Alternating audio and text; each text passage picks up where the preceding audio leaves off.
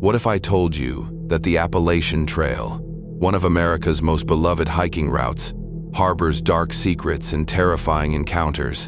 In this video, we'll dive into 3 bone-chilling true stories that will make you think twice about your next solo hike. Are you ready to face the horrors that lurk in the wilderness? Let's begin. The sound of a gunshot echoes differently when you are the target. That is what I learned on a spring evening in 2008, when a man with whom we had just shared dinner decided to make us his prey. I'm Sean Farmer, and in 2008, I survived an encounter with a killer on the Appalachian Trail. But this wasn't just any killer. This was Randall Lee Smith, a man who had already taken 2 innocent lives on these very same trails decades ago. You might think you know what evil looks like, but sometimes it wears a friendly smile and offers to share your campfire. The day started like any other fishing trip with my buddy Scott Johnston.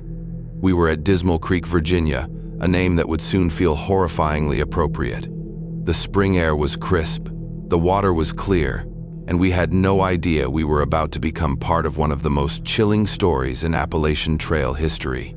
Looking back now, I can still feel the weight of every decision we made that day, every seemingly innocent moment that led us closer to our brush with death. You see, some people say lightning never strikes twice in the same place, but they're wrong.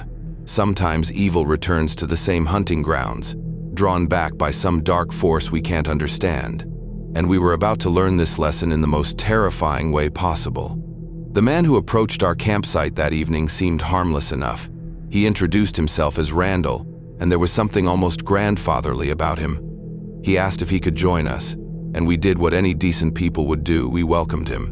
We even shared our dinner with him, swapping stories as the sun began to set behind the mountains. The irony still haunts me, how we sat there, sharing food with a man who had murdered 2 hikers in these same woods back in 1981. But I did not know that then. We did not know we were breaking bread with a killer who had spent 15 years in prison for taking the lives of Robert Mountford Jr. and Laura Susan Ramsey. He was good at playing normal, at making you feel at ease. He asked about our families, our jobs, our lives, all while probably planning how to end them. The shadows grew longer, and the woods around us seemed to hold their breath. Looking back, there were signs we missed. The way his eyes would sometimes go distant and cold. How he would stare just a little too long when we mentioned our homes, our loved ones. But hindsight is a cruel teacher, and in the moment, we were just 3 guys enjoying a peaceful evening by the creek. As night fell, the conversation took a strange turn. Randall began talking about the trail, about its history. There was something in his voice that made my skin crawl, though I couldn't put my finger on why. He spoke about how the mountains keep secrets, about how easy it is to disappear out here. At the time, I thought he was just trying to tell spooky campfire stories. I remember exchanging a glance with Scott, both of us slightly uncomfortable but not wanting to seem rude. The fire cast dancing shadows across Randall's face, and sometimes, just for a split second, his expression would change into something different, something that didn't belong on a human face. The wind picked up, rustling through the trees, and the temperature seemed to drop. We talked about turning in for the night, but Randall insisted on telling one more story. He spoke about redemption, about second chances, and about how some people never really change. His words seemed to carry a weight we couldn't understand at the time. The creek's gentle babbling now sounded more like whispers, warning us of what was to come. We should have listened to our instincts, should have noticed how his hands kept straying to his jacket pocket, should have recognized the predatory gleam in his eyes. It happened so fast. One moment we were sitting there, and the next, Randall had pulled out a gun. The firelight glinted off the barrel, and time seemed to stop. I'll never forget the look in his eyes. There was no more pretense, no more friendly grandfather act. This was the real Randall Lee Smith, the killer who had taken 2 lives in these woods before. The first shot rang out before either of us could react. I felt the bullet tear through me, the pain unlike anything I'd ever experienced. Scott was hit next, and the sound of his cry will haunt me forever. But somehow, through either miracle or sheer determination, we both survived those initial shots. What followed was a nightmare of pain and desperation. We couldn't understand why. Why us? Why here? Why would someone do this? Randall stood over us, weapon in hand, probably thinking he was finishing what he'd started all those years ago. But something went wrong with his plan. Maybe it was divine intervention, maybe it was just luck, but neither of us died. Through excruciating pain, we managed to move, to crawl, to fight for our lives in ways we never thought possible. What happened next feels like a blur, yet every second is seared into my memory. Despite our wounds, Scott and I knew we had to move. We had to get help. Every breath was agony, every movement a battle against our failing bodies, but we kept going. We could hear Randall in the darkness, searching for us, determined to finish what he'd started. The woods that had seemed so peaceful earlier now felt like a maze of shadows and death. We dragged ourselves through the undergrowth, using every ounce of strength we had left. The sound of our own labored breathing seemed deafening in the night air. We knew if Randall found us, there would be no second chance. Somehow, we managed to reach a road. The sight of headlights in the distance was like seeing hope itself. We waved down a passing car, probably looking like something out of a horror movie, covered in blood and dirt. The driver, thank God, stopped to help. As we were rushed to the hospital, we learned that Randall had fled the scene, but his reign of terror wasn't over yet. The following days were a whirlwind of police interviews, hospital stays, and news reports. Randall Lee Smith had triggered one of the largest manhunts in Virginia's recent history. But karma, it seems, has its own way of dealing with monsters. While trying to escape, Smith crashed his truck on the very same mountain where he had committed his original murders. He died from those injuries while in custody, bringing an end to his decades-long trail of violence. But the story doesn't end there. The Appalachian Trail still holds its secrets, and sometimes, on quiet nights, I can't help but wonder about the what-ifs. What if we had said no when he asked to join our camp? What if we had recognized the danger sooner? The physical wounds have healed, but some scars run deeper than skin. Every cracking twig, every rustle in the trees, brings me back to that night. I still fish, still enjoy the outdoors, but I'll never again take safety for granted. Because now I know, sometimes the real monsters aren't the bears or the wolves. Sometimes they're the ones who smile, share your food, and wait for the perfect moment to strike. I never wanted to tell this story. For years, I kept it buried deep inside. But after what I uncovered in those archives, and after that park ranger's confession last summer, I can't stay silent any longer. The truth about what happened to 6-year-old Dennis Martin needs to be told, even if it means confronting the darkest chapter of my career as a search and rescue operator. The 14th of June, 1969. That date is seared into my memory like a brand. I was just a rookie then, eager to prove myself. The call came in at dawn. A young boy had vanished during a family camping trip near Spencefield. Simple enough, we thought. Kids wander off all the time, and they usually turn up within hours scared, hungry, but alive. But something felt off about this one from the start.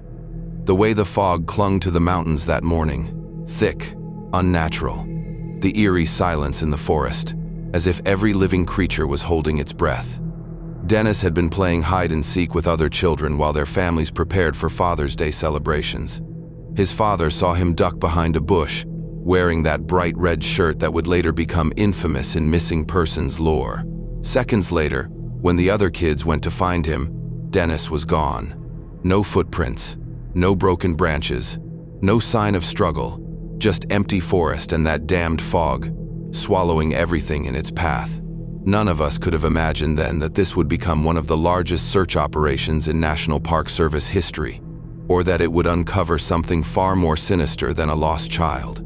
The first 48 hours were crucial, and we threw everything we had into the search. Over 1,400 searchers combed through the dense undergrowth, military helicopters buzzed overhead, and tracking dogs scoured every inch of ground they could reach. But something was wrong. The dogs would reach certain spots and just stop. Their tails would drop and they'd whimper, refusing to go any further. In all my years of search and rescue, I had never seen anything like it. Even the handlers couldn't explain it. Then came the strange reports. Multiple teams claimed they heard a child crying in the distance, but the sound seemed to shift, leading them in circles.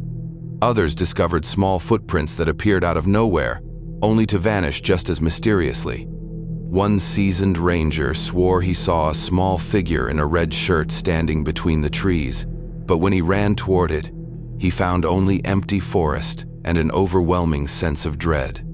The weather made everything worse. That unnatural fog kept rolling in, thick and persistent, despite it being June. Visibility would drop to mere feet in seconds.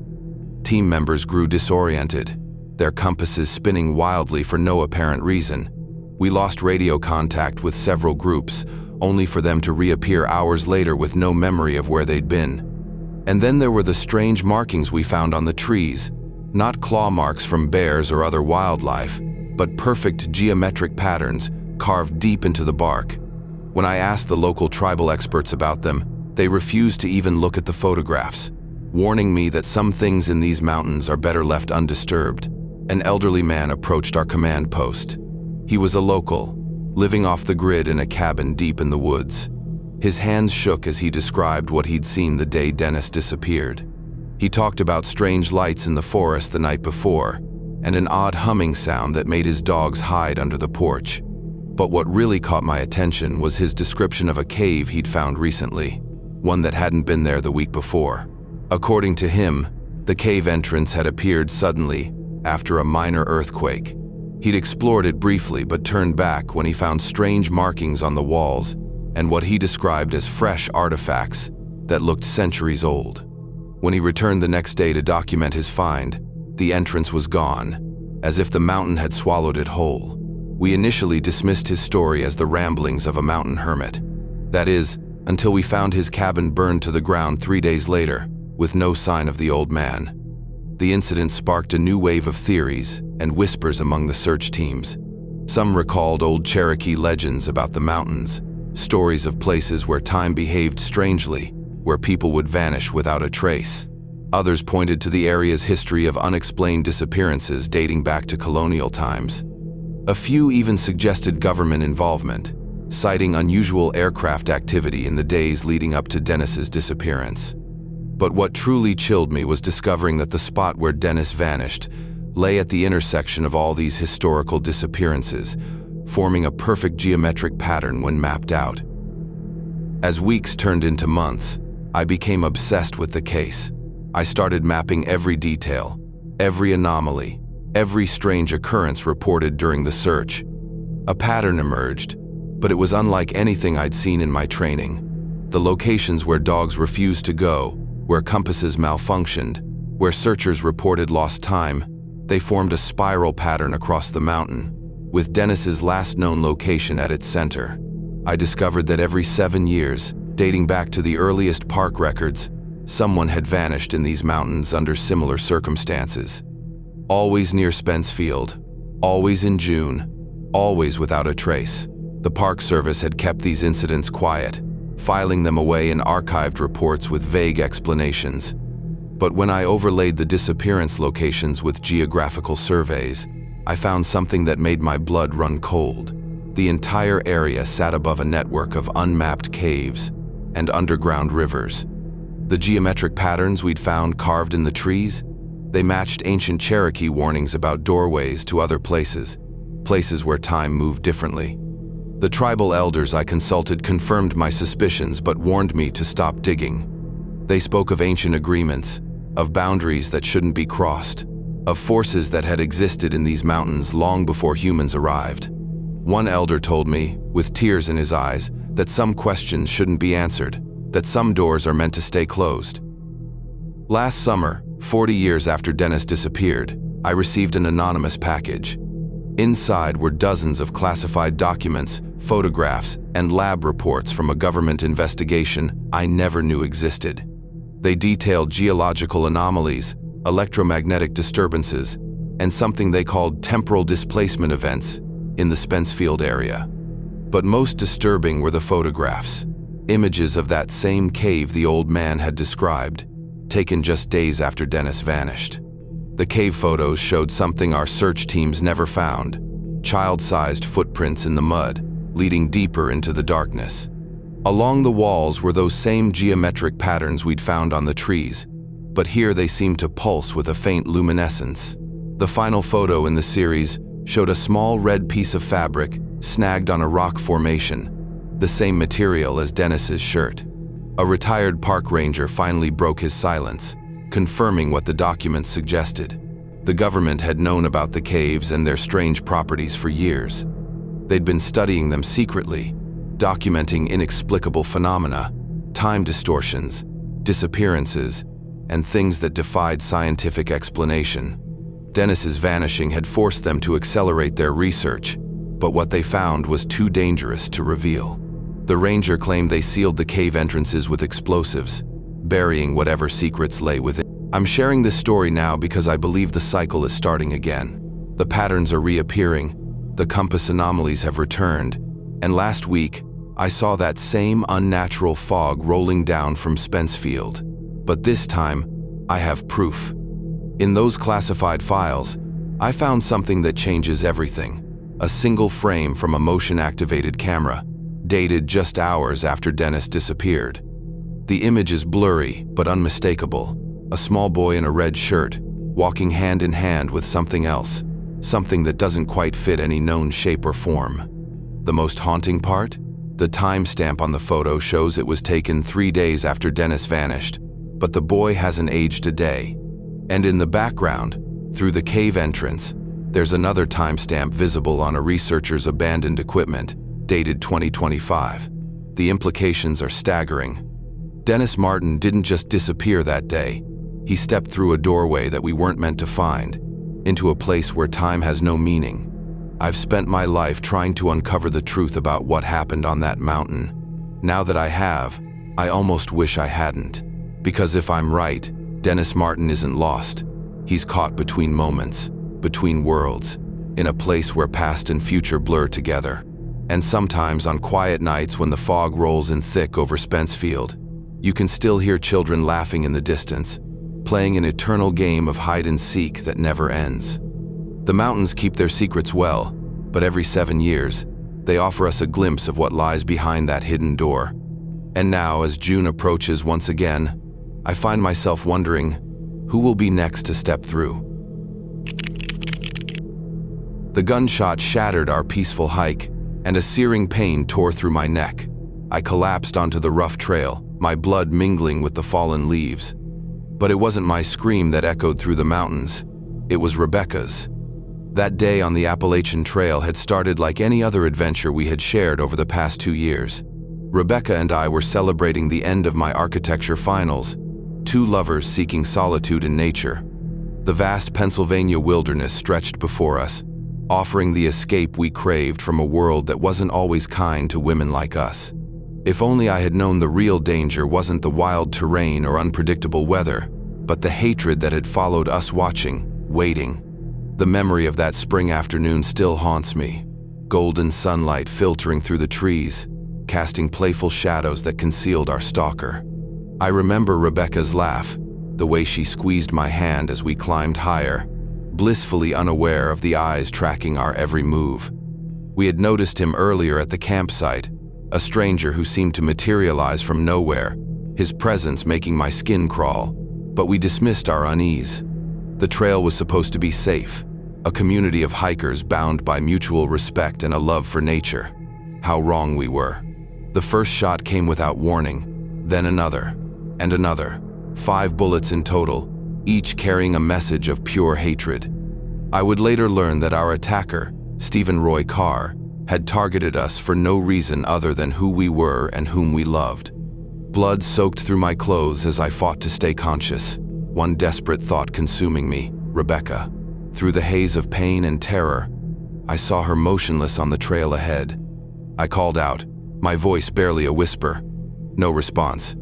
The forest, once welcoming, had become a prison, its shadows thick with danger.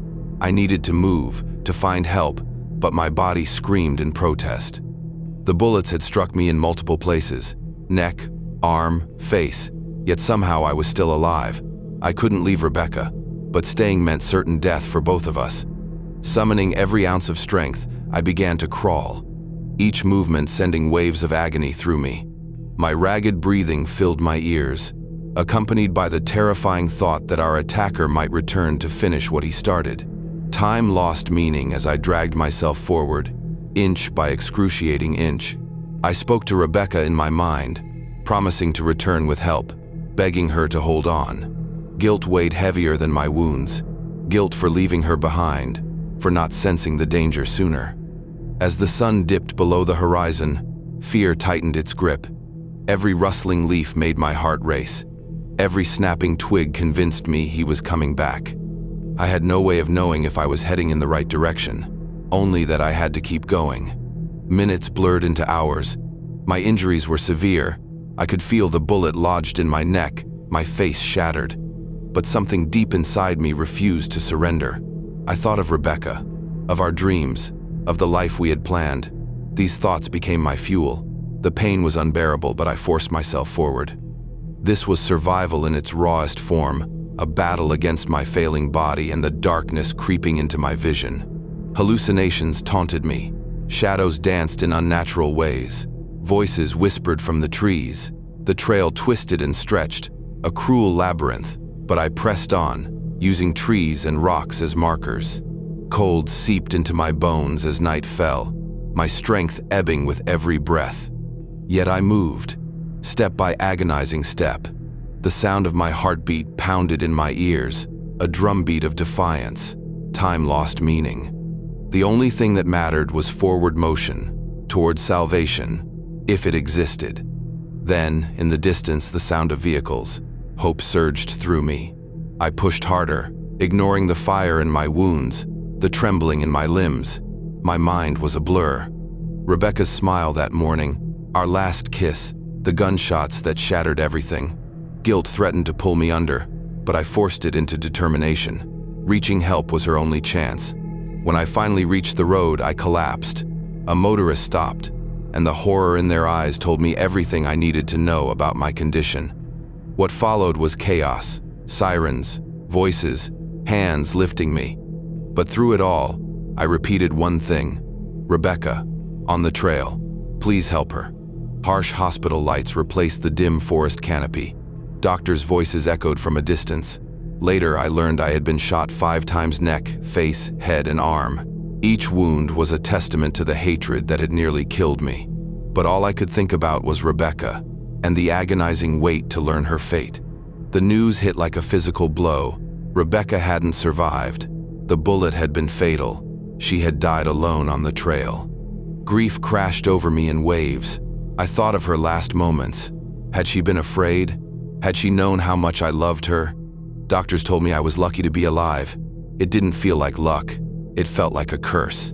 The investigation revealed our attacker's identity: Stephen Roy Carr, a man who had stalked us simply because we were 2 women in love. The senselessness of his hatred burned as fiercely as my grief. The media turned our tragedy into headlines, but they couldn't capture what was truly lost. Rebecca wasn't just a victim. She was a brilliant graduate student, a passionate hiker, a beloved daughter. She was my partner. She saw beauty in everything. She loved life fiercely, and now she was gone. The trail that had been our sanctuary had become the site of our worst nightmare. Years have passed, but the memories remain sharp. Carr was caught and sentenced to life without parole, but no punishment could undo what was taken. I survived, but survival came with a burden: the responsibility to tell our story, to ensure Rebecca's death wasn't in vain. The physical wounds healed. The emotional ones did not. Every hate crime I hear about takes me back to that trail, to the sound of gunshots in the trees. Yet through the darkness, I found purpose. I became an advocate for hate crime legislation, speaking out against the violence that still plagues marginalized communities. Rebecca's memory fuels me, her love giving me strength when the weight becomes unbearable. The Appalachian Trail still calls to hikers, its beauty unchanged. But for me, it remains the place where hatred tried to silence our love and failed.